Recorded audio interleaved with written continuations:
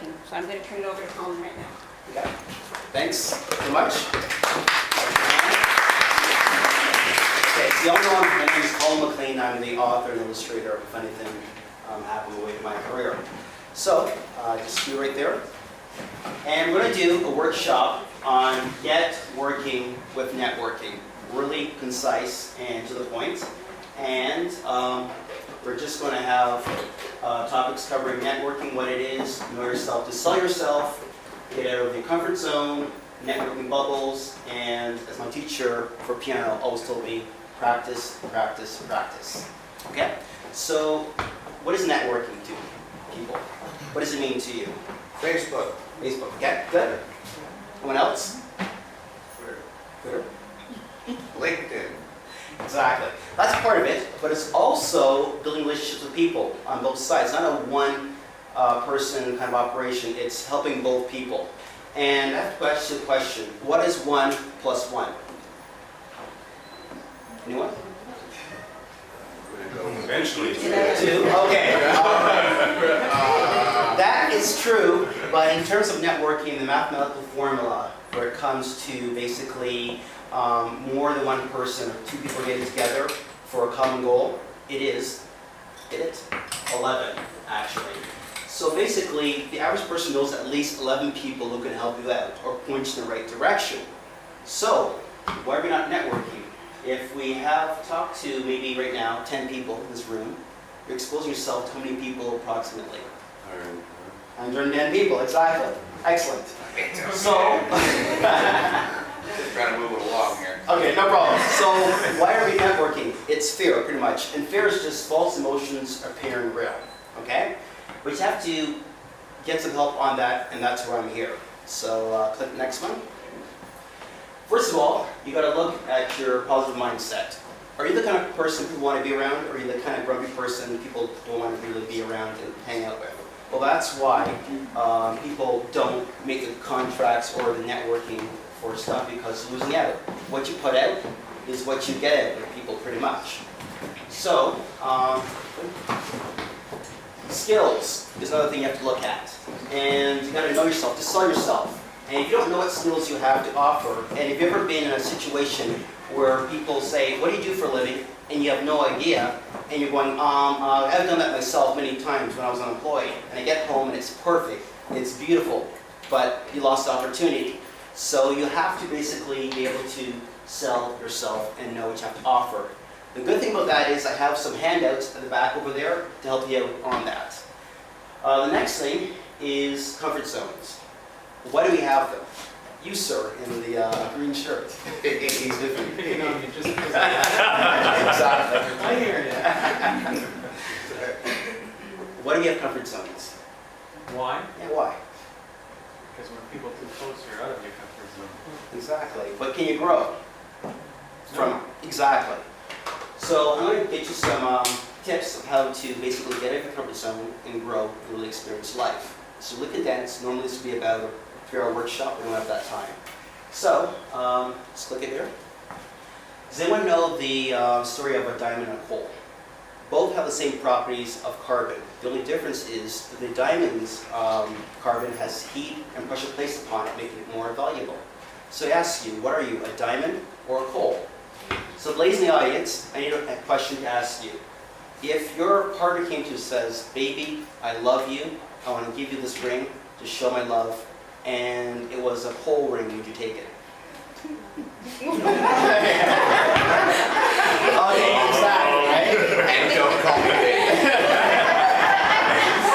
And you're on the couch today. Exactly. So basically, you want to be the diamond, okay, not the coal, because the pressure placed upon you in your comfort zone makes you a better person. So, next. So you want to try something different, get in your comfort zone. So 3 things I'll share with you. Basically, try something simple you haven't done before and get some help in that.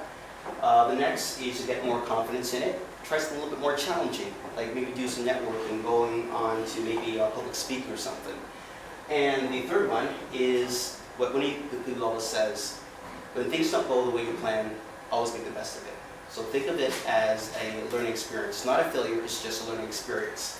And yes, you're wondering, that is me stepping out of my comfort zone. first jumping out of a plane, and the next is flying. So that's definitely out of my comfort zone there, but I enjoyed it. So basically, I have to share with you, we all live in many bubbles, actually, and Make some bubbles. well, okay, so you got the lawyers, bankers, doctors, you have the engineers, you have the insurance people, you've got everyone in different bubbles, all floating around.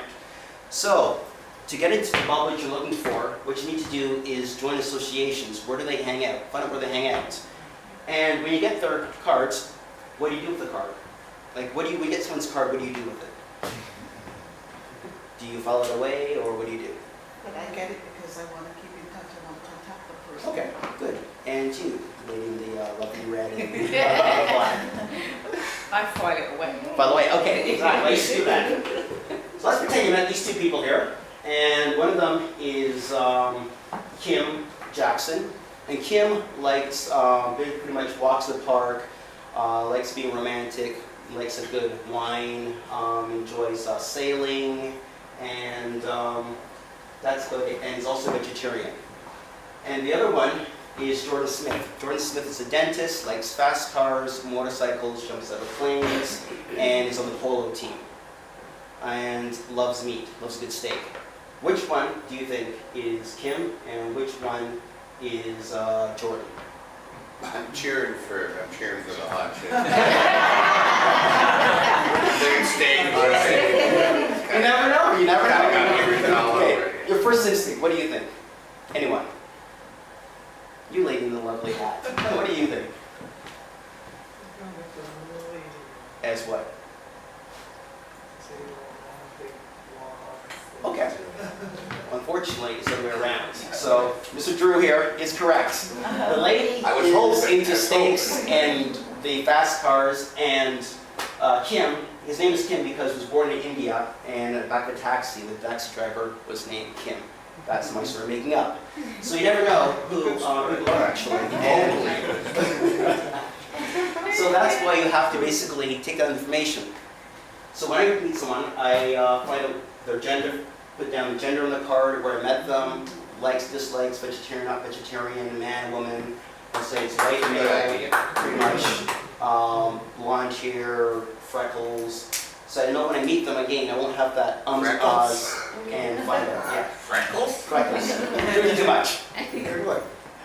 Okay, so as my teacher always says, practice, practice, practice. Practice your networking, practice getting your comfort zone, and basically practice your few questions. And luckily for you, those who are in transition, there is some free handouts on the typical interview questions.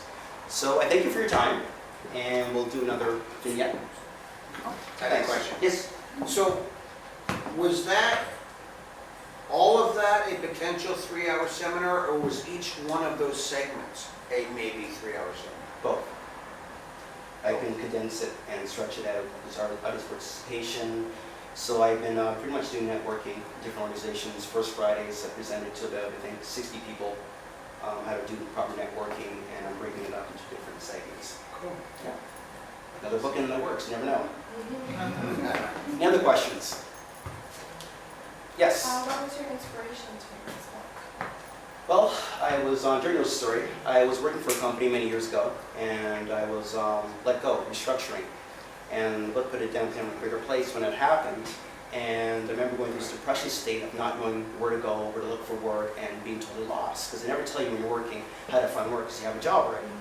So I got back, and I started being a trainer for employment services, and then eventually morphed into the marketing and the program of the free service available.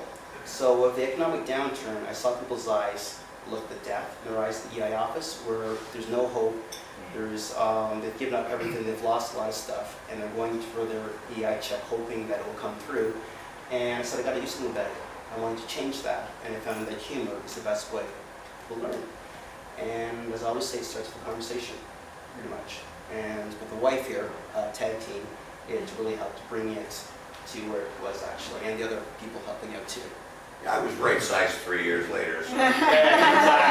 Exactly. Right size. It takes a village to create a book. Exactly.